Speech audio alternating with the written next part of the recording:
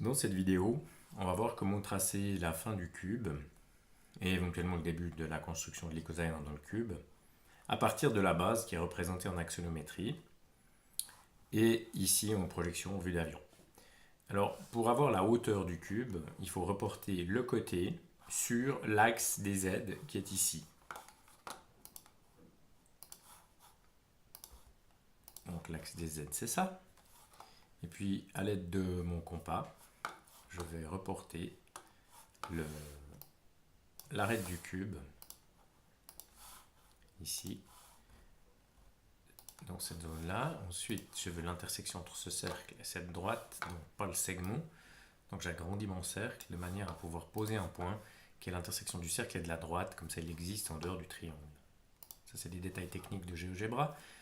Ensuite la parallèle à cette droite par ce point me donne la hauteur reportée sur l'axe du dessin en projection. Une intersection s'impose ici avec cette droite et cette droite. Et là, je me trouve à avoir la hauteur du cube que je vais représenter à l'aide d'un vecteur.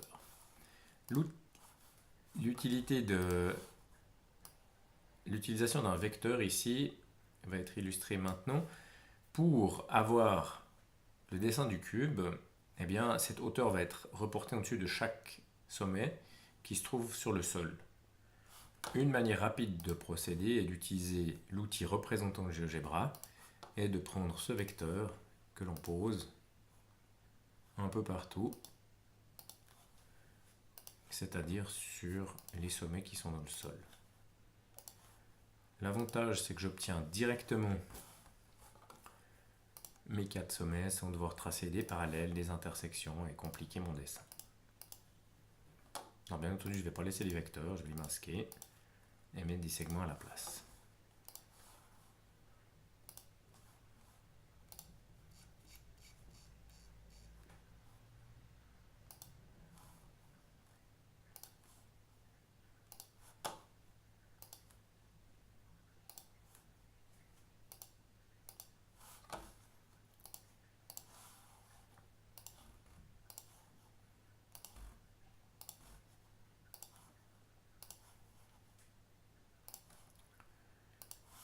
Et donc, j'ai représenté ici le cube en axonométrie orthogonale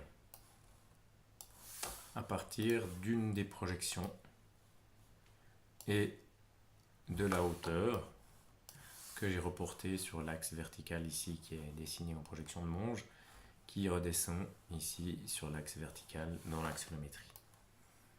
Donc on a un dessin perspectif de l'axonométrie d'un cube posé sur le sol que l'on peut déplacer selon notre bon vouloir. Maintenant, il me faut la longueur de l'arête de l'icosaèdre en fonction de la longueur du côté du cube. Alors pour ça, je vais faire un dessin plane ici, dans l'espace qui est libre là à droite, et j'ai besoin d'une droite. Alors, je prends une droite parallèle à la verticale, mais c'est un choix totalement arbitraire, j'aurais pu prendre autre chose. Je pose la droite ici. Pour obtenir la proportion d'or, eh bien, je reporte ici la longueur du cube à l'aide du compas, la longueur de l'arête du cube à l'aide du compas. Je trace une perpendiculaire à ma droite passant par ce point. J'ai besoin de ce point, mais je vais poser un point et pas faire une intersection vu que c'est un cercle et une droite. Non. C'est pas ça que je voulais. Il me faut le milieu. Encore un point. Et puis l'arc.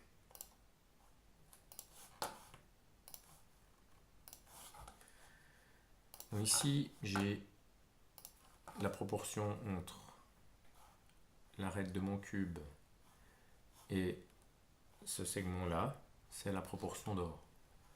Donc si je fais le rapport entre cette longueur-là et cette longueur-là, j'obtiens 1 plus racine de 5 sur 2. Et c'est précisément le rapport qu'il me faut pour tracer mon icosaèdre dans le cube. C'est précisément le rapport entre la longueur du côté du cube et la longueur de l'arête de l'icosaèdre qui est inscrit dans ce cube.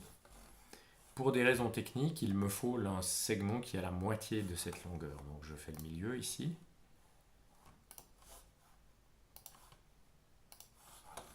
Et je mets en évidence le segment qui va me servir plus tard.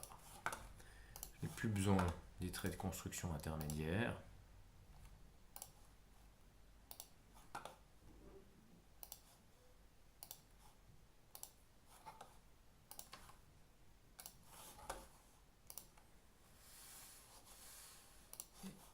Et ça circule plus.